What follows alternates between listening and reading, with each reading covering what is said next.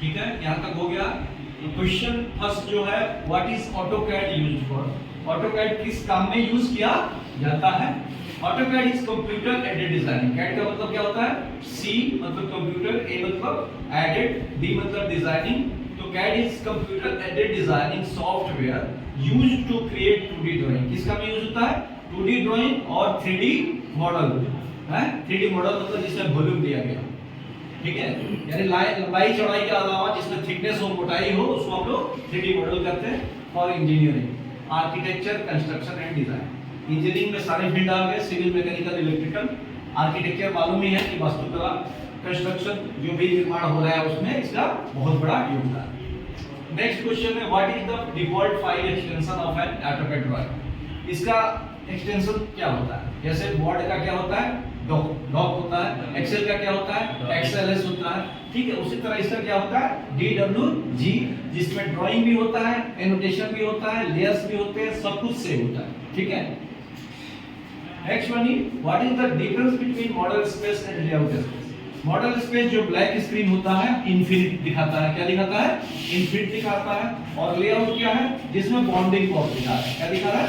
Bonding यानी घेरा दिखा रहा है। तो अब आप जैसे ही ओपन करते हो तो बाय डिफॉल्ट आ रहा है आपके पास पेपर स्पेस। व्हाइट वाला जो पेज आ रहा है क्या आ रहा है? पेपर स्पेस आ रहा है किसी किसी सिस्टम में। तो आप लोग कहते हैं इसमें ड्राइंग नहीं कर सकते, नहीं, उसमें ड्राइंग नहीं किया जाता है। उसमें क्या होता है?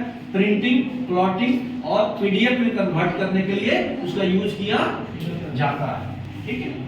Model space used for creating the actual design of full scale. एक में फुल स्केल मतलब 1:1।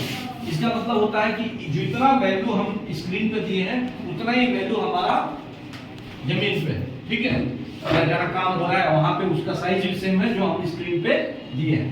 और इसको स्केल फैक्टर क्या कहते हैं? हमने लिख दिया 1:12। 1:12 का मतलब क्या हुआ? एक हमारा यहाँ है और 12 गुना जमीन पे, ठीक है। 1:96 यानी एक आपके पेपर पे है और 96 का है जमीन पे।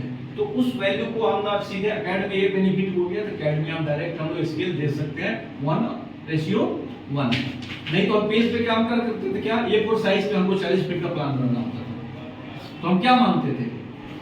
स्केल मानते थे ना कि 1:96 है, यानी 1 इंच बराबर है 96 इंच के बराबर, ठीक है। 1 इंच बराबर कितने हैं? 96 इंच। अब नेक्स्ट है, what is the command to draw a straight line in AutoCAD? सीधी लाइन खींचने के लिए क्या कमांड है? एल एंटर करते हैं। एक चीज ध्यान रखना है, वो इफेक्ट हमेशा ध्यान रखना है कि ऑर्थो को ऑन रखने के लिए इफेक्ट प्रेस किया जाता है। क्या किया जाता है? इफेक्ट प्रेस किया जाता है। अब फर्स्ट पॉइंट क्लिक किया और सेकंड पॉइंट क्लिक किया, लाइन खींच गया। या दूसरा तरीका है कोऑर्डिनेट टाइप किया, 5-5 पॉइंट पड़ा, 10-5 यानी 5 फीट की लाइन खींच गई। दोनों तरीका है, फर्स्ट पॉइंट और सेकंड पॉइंट क्लिक करके। और दूसरा तरीका क्या हुआ कि आप कोऑर्डिनेट टाइप कर देंगे तो भी आपका लाइन ड्रॉ हो जाएगा। Difference between line and polyline. और सवाल उठता है कि लाइन और पॉलीलाइन में क्या अंतर है? लाइन जब भी आप ड्रॉ करते हैं एक सिंगल टुकड़ा होता है। क्या होता है? सिंगल टुकड़ा। और उससे जितने बनेंगे ऑब्जेक्ट को क्या होगा? सिंगल टुकड़े होंगे। क्या होंगे? सेगमेंट कहलाते हैं। क्या कहलाते हैं? सेगमेंट। कैसे? यहां आपने खींचा, यहां आपने खींचा, यहां आपने खींचा, यहां आपने, ये सब क्या है? टुकड़ा। क्या है? टुकड़ा।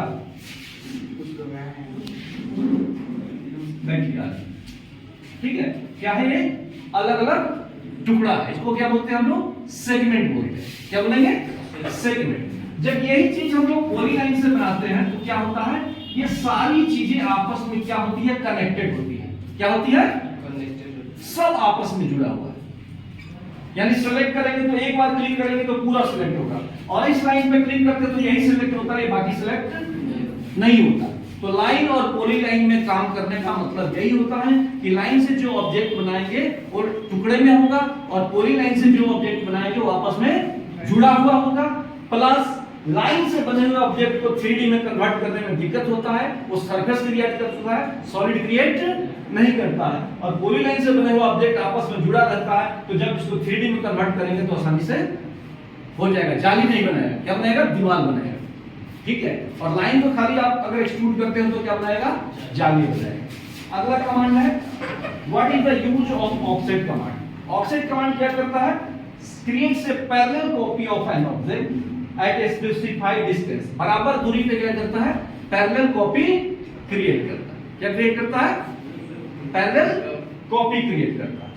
पैरेलल का मतलब क्या हो गया, ये हो गया, ठीक है, पैरेलल लाइन ही हो जाएगा। हाँ वही पैरेलल लाइन है, ठीक है। सर्कल है तो क्या करेगा, इनसाइड सर्कल ऐसे क्रिएट करेगा। ऐसे ही रेक्टेंगल है, सेवरल रेक्टेंगल क्रिएट करेगा। क्लियर है। अब ट्रिम कमांड क्या काम करता है जी, एक्स्ट्रा क्या कहता है, trim is used to cut unwanted part जिसकी हमें जरूरत नहीं है। सपोज यहां है ये लाइन, ठीक है, हम चाहते हैं कि ये हटा दें तो इसको ट्रिम मारेंगे और क्या हो जाएगा, ये हट जाएगा। अनवांटेड यानी जिसकी जरूरत हमें नहीं है उसको ये हटा देता है। हमेशा शर्त रहनी चाहिए ट्रिम का कि क्रॉसिंग लाइन हो, क्या हो, क्रॉसिंग लाइन हो, एक दूसरे को क्रॉस कर रहा हो तभी ट्रिम अप्लाई होगा, ठीक है।